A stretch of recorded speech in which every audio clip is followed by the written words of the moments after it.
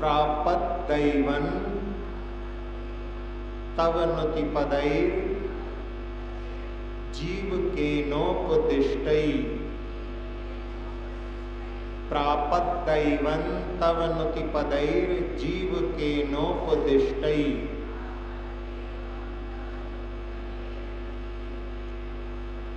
पापाचारी मरण समये सारमेयोपि सौख्यम।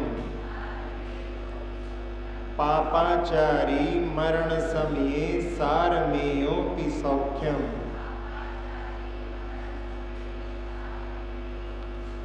कह संदेहो यदुपलभते वास्वश्री प्रभुत्वम। वास्वश्री प्रभुत्वम।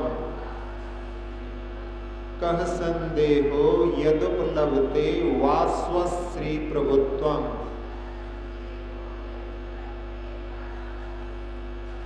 जलपंजापैर मणिभिरमलैः त्वन्नमस्कार चक्रम।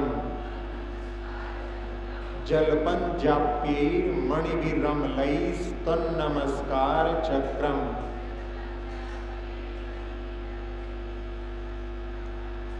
प्रापद्दैवं तव नुतिपदैर जीव केनोपदिष्टै।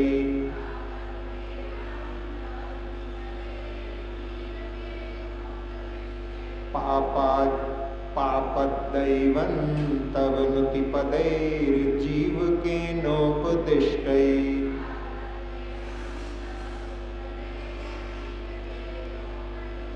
पापाचारी मरण समये सारमेयोपि सौख्यम।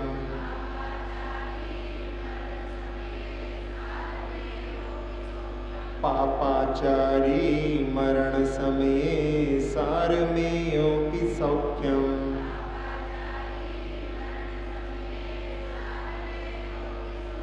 कह संदेहो यदुपलभते वास्वश्री प्रभुत्वम।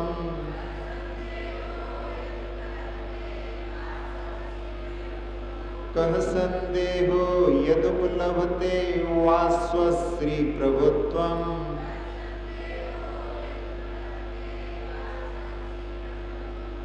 जलपंजापैर मणिभिरमलैः त्वन्नमस्कार चक्रम।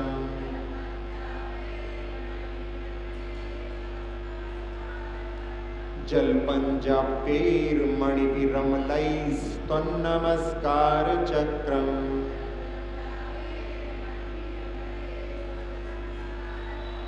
प्रापद्दैवं तव नुतिपदैर जीव केनोपदिष्टै।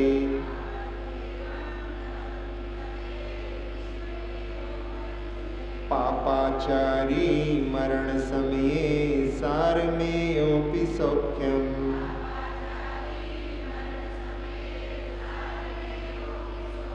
कह संदेहो यदुपलभते वास्वश्री प्रभुत्वम।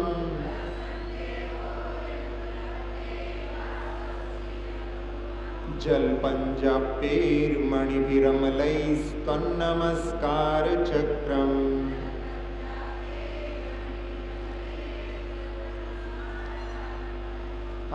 इस काव्य में आचार्य वादिराज महाराज कह रहे हैं प्रापत दैवन, देव संबंधी जो है वो दैव कहलाता है। तो देव पद को प्राप्त किया किसके माध्यम से?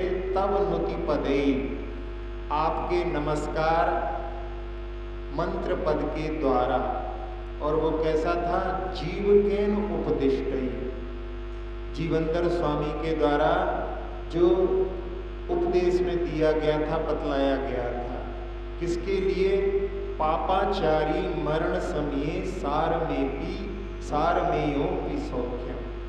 जो हिंसक होते हैं मरण के समय में ऐसे सार में जो शब्द है वो स्वान का पर्यायवाची है। स्वान के कई पर्यायवाची होते हैं। एक उनके लिए ग्राम शार्दुल भी कहा जाता है, यानी गांव का शेर। दूसरा नाम एक होता है उनका जिह्वा पो, अपनी जिह्वा को बाहर निकाल करके मांसाहारी पशु पानी पीते हैं तो वो जिह्वा पो भी कहलाता है। और रात में जागृत रहता है तो रात्रि जागर भी उसका नाम है। सुनहा भी बोलते हैं और कुक्कर भी बोलते हैं। ऐसे बहुत से नाम हैं, तो एक सार में भी उसका नाम है। हिंसक पशु जो कि पाप का आचरण करता है, जब मरण समय में सारमेयों की सौख्यम यानी देव सौख्यम प्राप्त, यानी दिव्य सुख को उसने प्राप्त किया। नमोकार मंत्र को सुन करके जो कि जीवनधर स्वामी के द्वारा दिया गया था, उसने दिव्य सुख को प्राप्त किया, देव हुआ। कह संदेहो, फिर इसमें कौन सा संदेह है? यद उपलब्धे वास्वश्री प्रभुत्वम, यदि कोई इंद्र की विभूति को प्राप्त करे, किसके द्वारा? जलपन जापे, जाप करके, मणि भी रमले, निर्मल मणियों के द्वारा, त्वं नमस्कार चक्रम, आपके नमस्कार मंत्र के समूह का जाप करके यदि कोई इंद्र की विभूति के अधिपतित्व को प्राप्त करता है तो इसमें कौन से संदेह की बात है? यानी कोई भी संदेह की बात नहीं है। जब नमोकार मंत्र अंत समय में जिसने जीवन भर पाप किया, लेकिन उस नमोकार मंत्र को सुन करके उसने दिव्य सौख को प्राप्त कर लिया, तो जो आपके नमस्कार मंत्र का जाप करता है मणियों के द्वारा, वो यदि इंद्र पद को प्राप्त कर लेता है तो उसमें कौन से संदेह की बात है? अब यहाँ मणि जो दिया है वो उपलक्षण है। उपलक्षण यानी एक चीज कह दी तो सब चीजों को उसमें ग्रहण कर सकते हैं। यानी इसके साथ साथ में स्फटिक की भी मालाएं होती हैं, मणियों की भी, मुक्ता की भी, रजत की भी, स्वर्ण की भी, प्रवाल की भी, और चंदन की, और अक्षमाला जो कमल घटा होता है उसकी भी माला होती है। इन मालाओं के माध्यम से जो कि निर्मल होती हैं, जाप करने के लिए कहा गया है। और साथ ही साथ में जो लकड़ी की होती हैं, चीनी मिट्टी की, कांच की, प्लास्टिक की, जो कृत्रिम होती हैं, उनके माध्यम से जाप नहीं करना चाहिए। तो उपलक्षण में एक चीज कह दी, उसमें सब चीजें ग्रहण हो जाती हैं। जैसे माँ ने छत के ऊपर कुछ सूखने के लिए डाला और कहा कि देखो कौवे ना आ जाएं, बच्चा वहां पर खेलने लगा। इतने में ही देखा कि बहुत सारे बंदर आ गए और जो खाने की सामग्री डाली थी वो उसके साथ में खाने लगे, खेलने लगे। वो भी वहां पर मस्ती करने लगा। माँ आई तो कहने लगी, क्यों, तुम्हें मना किया था ना कि इनको रक्षा करना है। कहले आपने तो कौवे का बोला था। अरे भैया, जो जो चीजें, जो जो पशु इसके लिए हानि पहुंचा सकते हैं, सबसे रक्षा करने के लिए कहा था।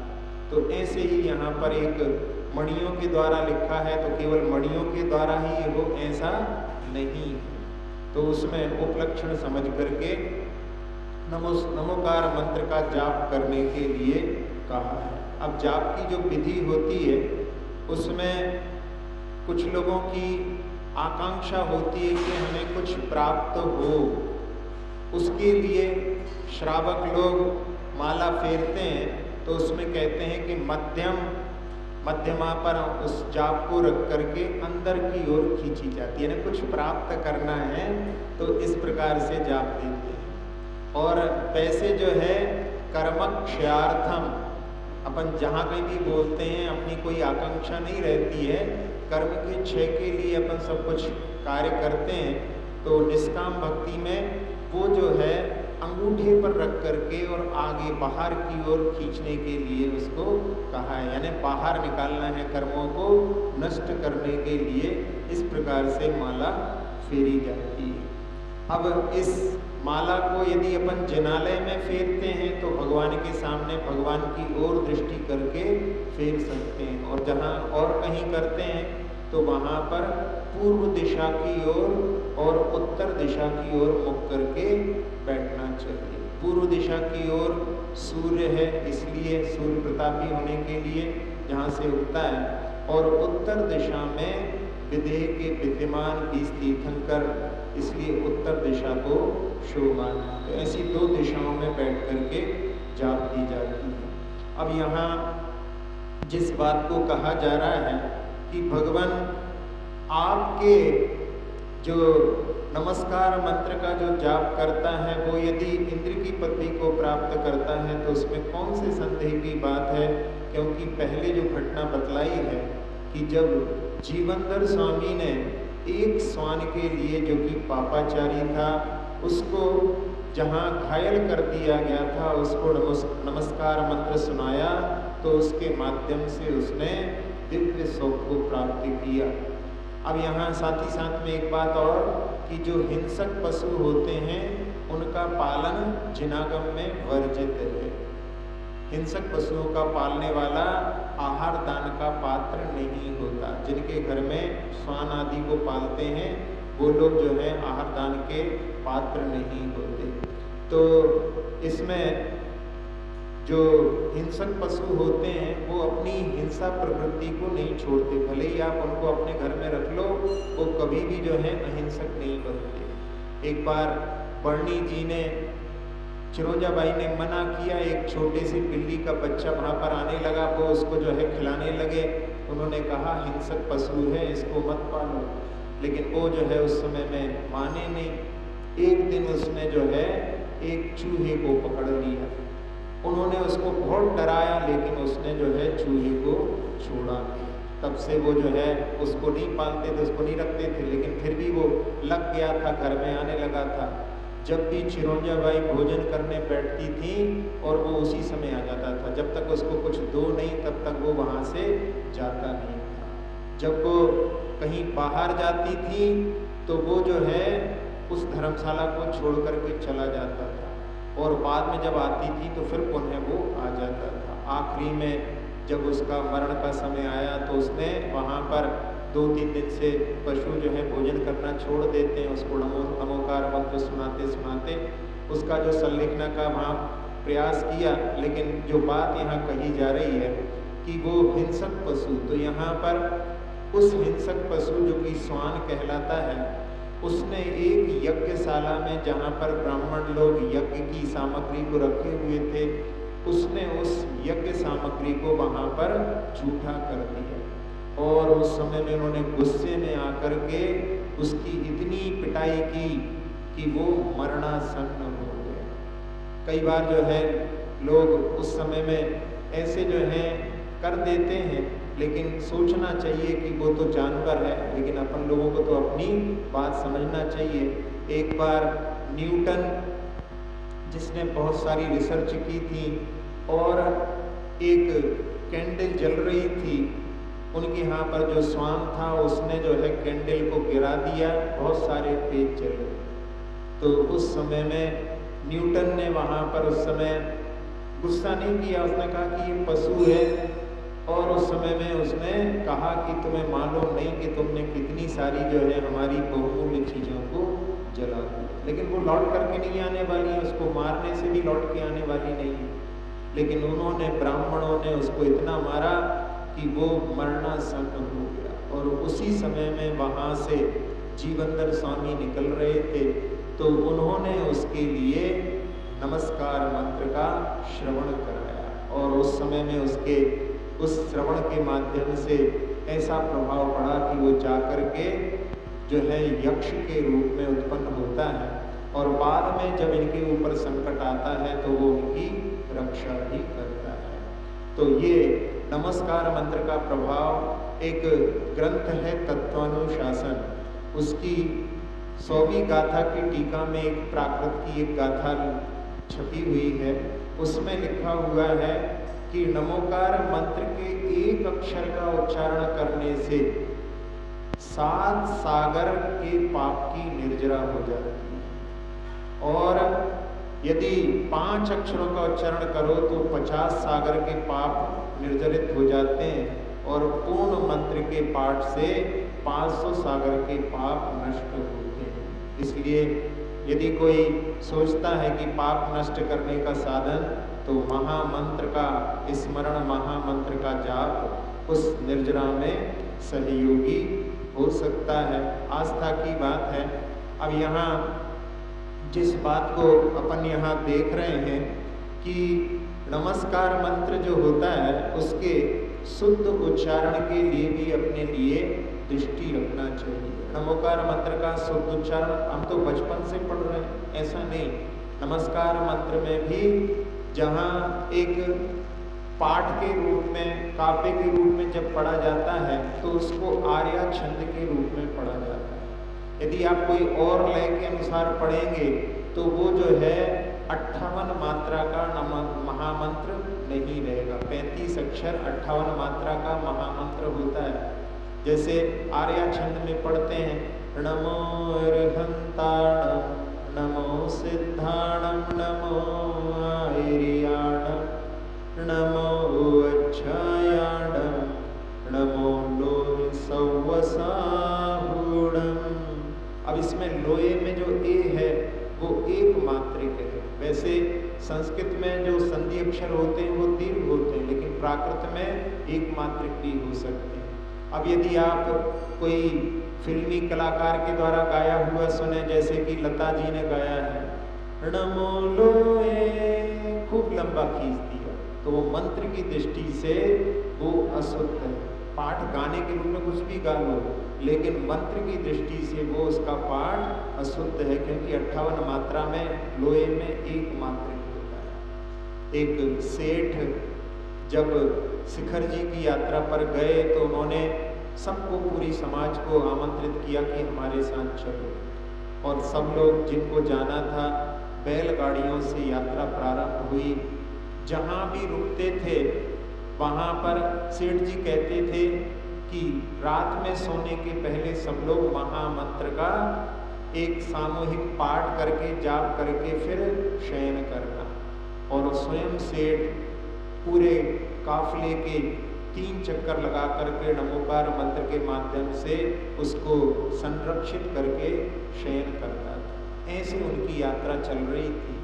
एक दिन दोपहर के समय में एक डाकू, जिसकी बड़ी बड़ी मूंछें थी, देख करके कोई समझ जाए कि ये तो खूंखार डाकू है, और आकर के कहने लगा कि सेठ जी, आपकी सेना जो रात में आपके लिए संरक्षित करती है, पहरा देती है, दिन में तो दिखलाई नहीं देती। सेठ जी समझ गए कि ये महामंत्र का प्रभाव है, और उसने कहा लेकिन एक बात जो है मैं समझ में नहीं आई, उसमें एक सैनिक जो है वो बिना सिर का है, केवल धड़ घूमता है उसका, बाकी सब तो आंखों सांखों पांग है, लेकिन वो बिना सिर के जो है वहां पर सेवाएं दे रहा है। अब सेठ जी ने सुन करके कि कहीं ना कहीं महामंत्र के उच्चारण में त्रुटि हो रही है, उन्होंने कहा कि इसका रहस्य हम आपको कल बतलाएंगे, आप कल आइए।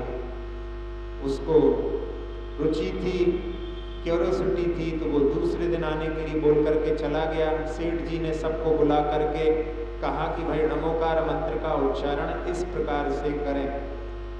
एक और धुन है, उसके माध्यम से भी सही उच्चारण होता है। नमो अर्हंताणं, नमो सिद्धाणं, नमो आयर्याणं, नमो अच्छायाणं, नमो लोय सव्वसाहूणं। बिल्कुल परफेक्ट, जैसे इसी के लिए बनी। तो ऐसे यदि अपन उसका परफेक्ट उच्चारण करना चाहें तो ऐसी किसी धुन का आलम्बन लेना चाहिए जिसमें कि उसका सही उच्चारण हो। तो उसने बताया, सब लोगों ने समझ लिया। रात में जाप पाठ आदि सब लोगों ने संभाल करके किया। अगले दिन फिर वो डाकू आया और उसने कहा कि आज तो आश्चर्य हो गया, आज तो आपके यहाँ पर वो जो बिना सिर वाला था, केवल धड़ घूमता था, आज वो वहाँ पर नहीं था। तो उन्होंने कहा कि ये हमारी कुछ त्रुटि थी और हमारे महामंत्र के प्रभाव से दिव्य शक्ति आकर के यहाँ पर जो है पहरा देती हैं। तो वो कहता है कि ये मंत्र हमारे लिए दे दो। तो सेठ कहता है कि आपके लिए काम नहीं करेगा। यदि आपको इसको चाहिए है, आप चाहते हो कि आपके लिए भी ऐसा कोई कार्य करे, तो आपको पहले 5 पाप का त्याग करना होगा। और वो डाकू प्रभावित हो चुका था, तो उसने जो है पांचों पापों को त्याग कर दिया, और 5 पाप केवल आंशिक रूप में नहीं, उसने जो है पूर्ण रूप से त्याग करके दीक्षित हो गया।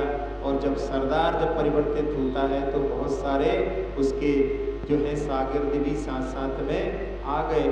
तो इस प्रकार से शुद्ध उच्चारण का प्रभाव होता है। इसमें हमने पहले कहा था कि ये जो स्तोत्र है वो भगवान महावीर की स्तुति होना चाहिए।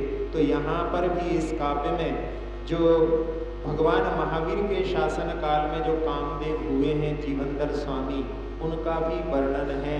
इससे भी अपन इसको भगवान महावीर की स्तुति मान सकते हैं। जो जीवनधर स्वामी थे उनके पिता सत्येंद्र थे, और वो अपनी पत्नी में इतने आसक्त हो गए कि राज्य को ध्यान देना उन्होंने छोड़ दिया।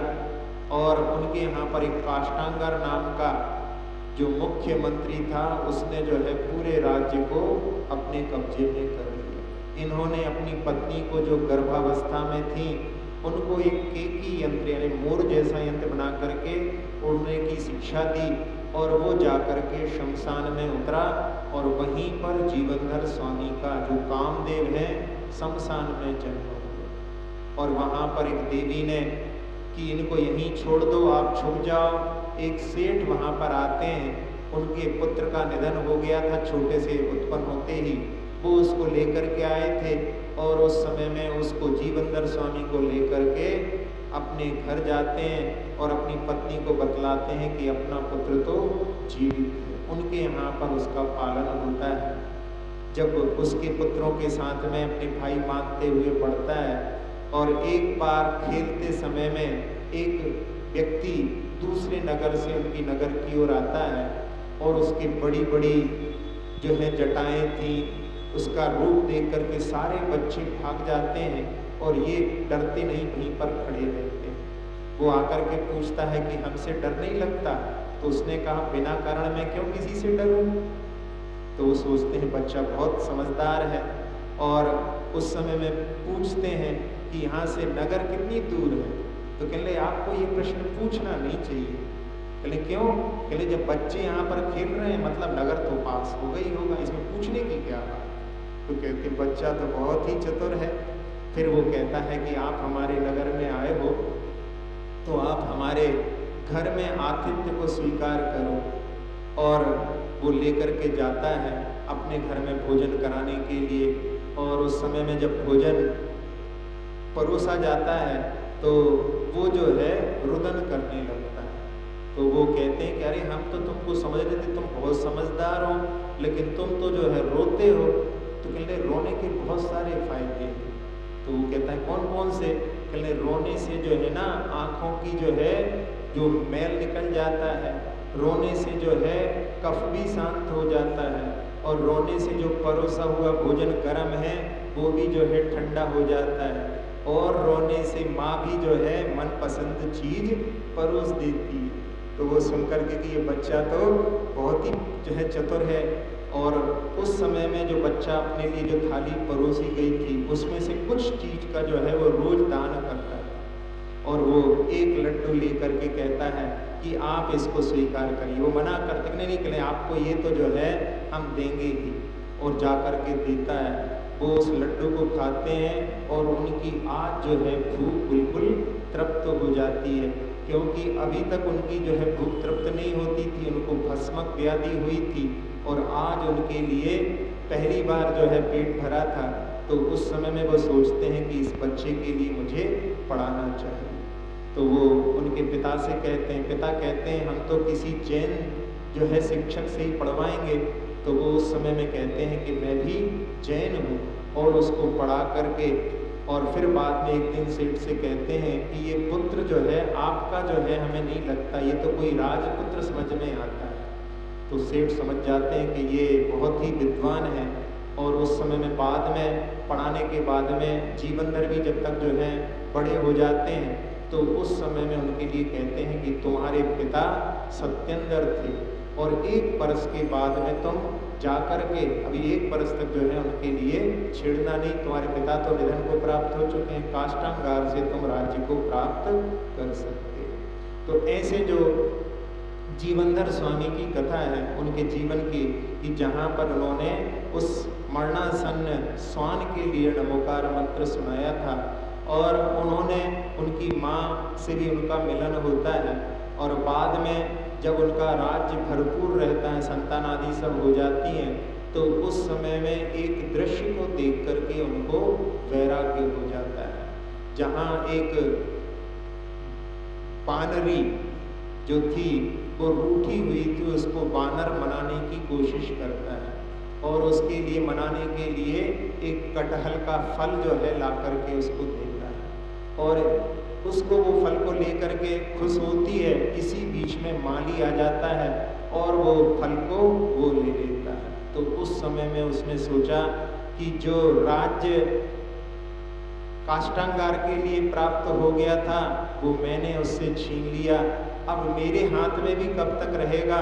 काल रूपी माली आकर के ये फल भी मुझसे, ये राज्य मुझसे छीन लेगा, संसार में कुछ भी शाश्वत नहीं है। ऐसा सोच करके वो जो है दीक्षा ले लेते हैं और दीक्षा लेने के बाद में उन्होंने तप करके राजगृही की दूसरी पहाड़ी से उन्होंने निर्वाण को प्राप्त किया। तो उनकी घटना इस काव्य में अंकित है। तो ऐसे जीवनधर स्वामी जिन्होंने निर्वाण को प्राप्त किया है उनको नमन करते हुए अपन इसका पुनः उच्चारण कर लेते हैं। प्रापत्तैवं तव नुतिपदैर् जीव के नोपदिष्टै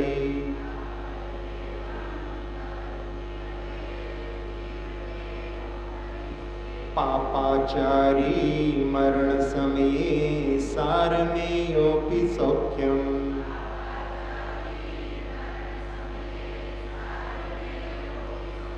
कः संदेहो यदुपलभते वा स्वश्री प्रभुत्वम्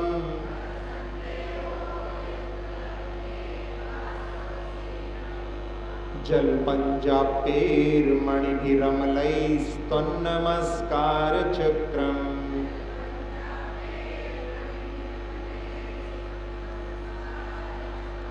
हाँ, इसमें एक बात और कि उनका माँ से जो बिछू हुआ था उसमें कारण कि बचपन में उन्होंने पूर्व में एक हंस के बच्चे को जो है लेने के लिए प्रयास किया था और उसको कई दिनों तक अपने पास में रखा था। बाद में समझाने पर उन्होंने लौटाया था ने उसकी माँ से उसको दूर किया था, तो उसके कारण में इस भाव में उनका माँ से विरह हुआ। तो ऐसी जो है इस घटना को भी अपन साथ में देख सकते हैं। अब इसका हिंदी पद्यानुवाद देखते हैं। स्तोत्र ये निराला भवरोग हरने वाला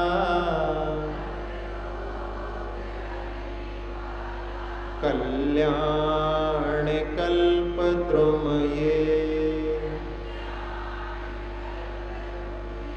प्रभु गुण की है ये माला। स्तोत्र ये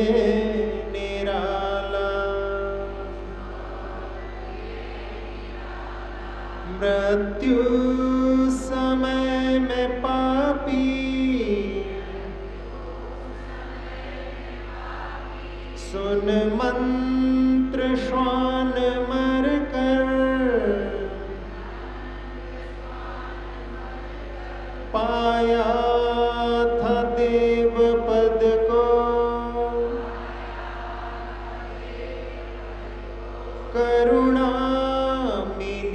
जीवनधर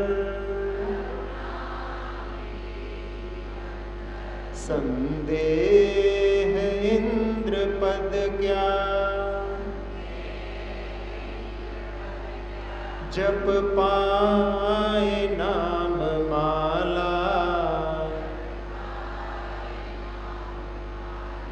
कल्याण कल्पद्रुम ये प्रभु गुण